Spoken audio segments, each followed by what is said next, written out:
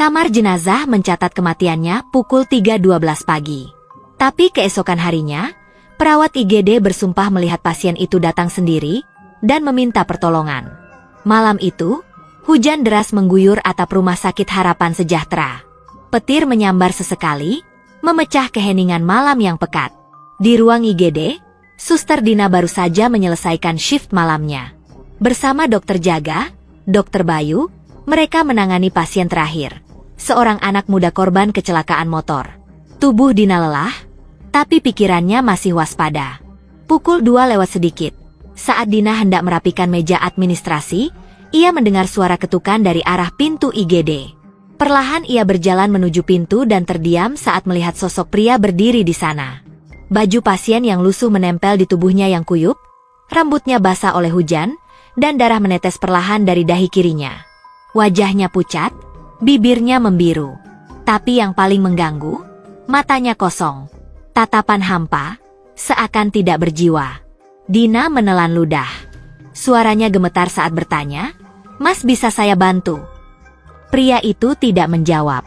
Ia hanya berjalan pelan melewati Dina dan langsung menuju salah satu ranjang kosong di pojok IGD. Dina panik, langsung memanggil Dokter Bayu yang masih di ruang dokter. Tak butuh waktu lama, mereka kembali ke ruang IGD bersama. Tapi saat tiba, ranjang itu kosong. Tidak ada siapa-siapa di sana. Bahkan lantai yang tadi diinjak sosok misterius itu kering, padahal tubuhnya tadi kuyup basah oleh hujan. "Dina, kamu yakin lihat seseorang masuk?" tanya Dokter Bayu dengan alis mengernyit. Dina mengangguk cepat. "Saya yakin. Bahkan saya sempat bicara."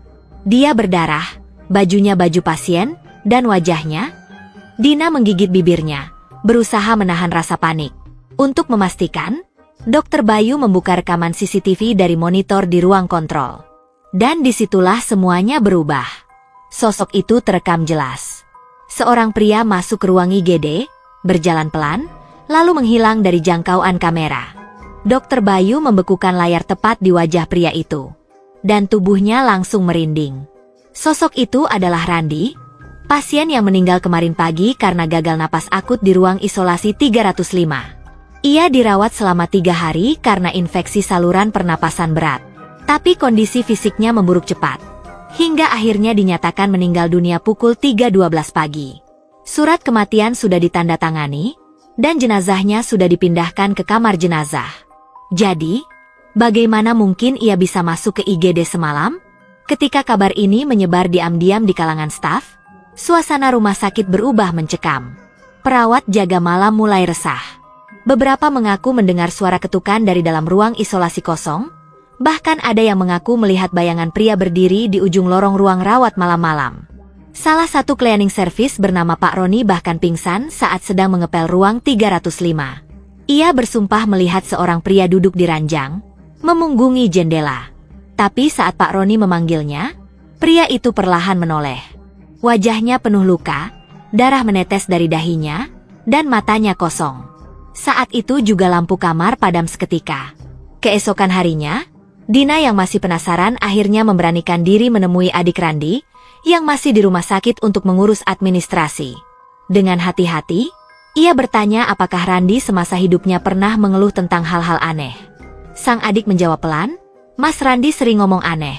Katanya tiap malam ada yang manggil-manggil namanya dari balik jendela kamar rawat." Suaranya pelan, tapi jelas. Dia pikir itu halusinasi, tapi ternyata. Dina dan Dokter Bayu akhirnya memutuskan memeriksa ruang 305 malam itu juga. Ruangan sudah dikunci sejak kejadian, tapi mereka mendapat izin untuk memeriksa. Saat masuk, aroma aneh langsung menyambut, campuran bunga melati dan tanah basah. Di meja kecil dekat tempat tidur, mereka menemukan secari kertas, lusuh dan basah. Tulisan tangan di situ masih terbaca. "Aku belum siap. Jangan kunci pintunya malam ini." Dina merinding. Itu bukan tulisan staf rumah sakit. Dan tulisannya tergesa, seperti ditulis dalam ketakutan. Malam berikutnya, Dina mendapat shift jaga sendirian. Ia sebenarnya ingin menolak. Tapi karena satu perawat lain izin mendadak, Dina tak punya pilihan.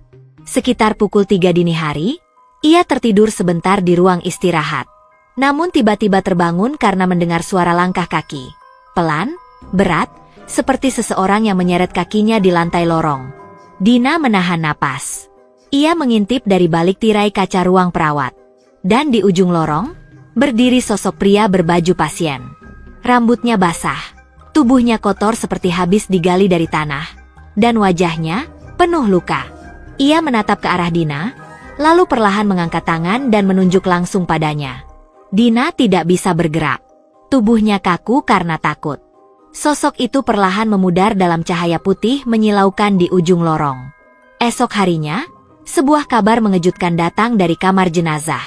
Peti jenazah Randi yang sudah tertutup dan siap dikremasi, ditemukan terbuka. Dan posisi tubuhnya berubah. Tangan kirinya yang tadinya lurus, kini menggenggam erat surat kematiannya, seolah ingin menunjukkannya pada seseorang. Pihak rumah sakit berusaha menutup-nutupi kejadian itu, mengklaim semuanya hanyalah kebetulan atau salah catat. Tapi para staf tahu, ada sesuatu yang tidak bisa dijelaskan oleh logika. Setelah kejadian itu, ruang isolasi 305 dikunci permanen. Tidak ada pasien yang boleh dirawat di sana lagi. Bahkan, beberapa staf mengatakan, setiap hujan turun malam-malam, pintu IGD harus dikunci rapat. Karena jika tidak, seseorang akan masuk. Seseorang yang seharusnya sudah mati. Dan sampai hari ini, suara langkah berat menyeret itu kadang masih terdengar di lorong IGD. Menandakan bahwa Randi belum benar-benar pergi.